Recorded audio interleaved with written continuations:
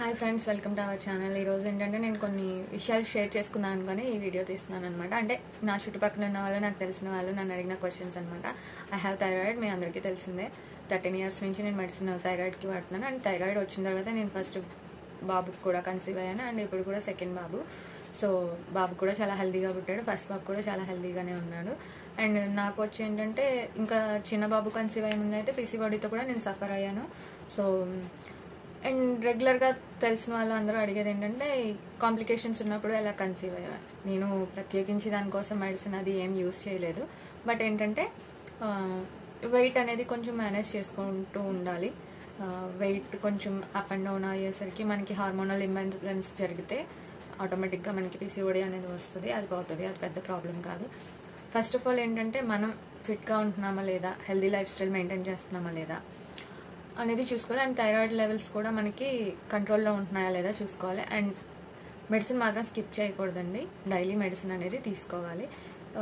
Thyroid మీకు తెలిసిందే 2 types ఉంటుంది. అండ్ నాకు వచ్చి హైపోథైరాయిజం.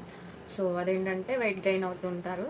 సో ఇంకోటి హైపర్ థైరాయిజం కూడా ఉంటుంది, అది వెయిట్ లాస్ అవుతుంటారు బాగా.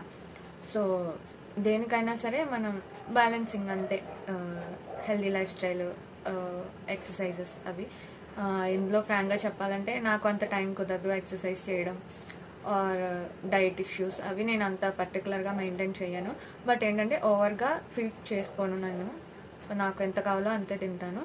అండ్ ఏంటంటే మనం ఏదైనా కావాలి అనుకున్నప్పుడు కొంచెం జాగ్రత్తగా ఉండడంలో తప్పలేదు. కాబట్టి కాంప్లికేషన్స్ ఉన్న వాళ్ళైతే మాత్రం కంపల్సరీ హెల్దీ డైట్ మెయింటైన్ చేయండి, టైం టు టైం పడుకోండి, ఎక్సర్సైజ్ అనేది కంపల్సరీ, ఒక ½ an hour వాకింగ్ అయినా సరే మస్ట్ అండ్ షుడ్గా చేయాల్సిందే.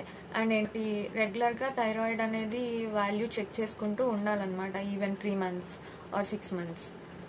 సో ఎక్కువ స్ట్రెస్ అనేది తీసుకోకూడదు, దేనికి ఎక్కువగా ఆలోచించకుండా ఉంటే అదే చాలా మటుకు మంచి హెల్త్ని ఇస్తుందని నా ఫీలింగ్.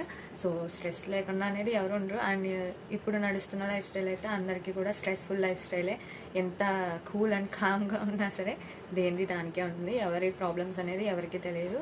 బట్ ఏంటంటే నేను ఇచ్చే సలహా నీకు అది ఉందా, ఇది ఉందా, లేకపోతే ఎందుకు లావ్ అయ్యో, ఎందుకు సన్నమయ్యో, ఇవన్నీ ఎవరు క్వశ్చన్ చేయకండి. ఎందుకంటే ఎవరి ప్రాబ్లమ్స్ వాళ్ళు షేర్ చేసుకోలేరు అందరితోని. అలాగే షేర్ చేసుకోవట్లేదు కదా అని వాళ్ళకి ప్రాబ్లమ్స్ లేనట్టు కాదు. సో ఇది ఎవరికైనా యూజ్ అయితే మీరు షేర్ చేయండి. లేదు మీకు ఏమైనా డౌట్స్ ఉంటే నాకు కమెంట్ చేయండి, నేను వీలైనప్పుడు నేను మీకు కంపల్సరీ ఆన్సర్ చేస్తాను. Thank you.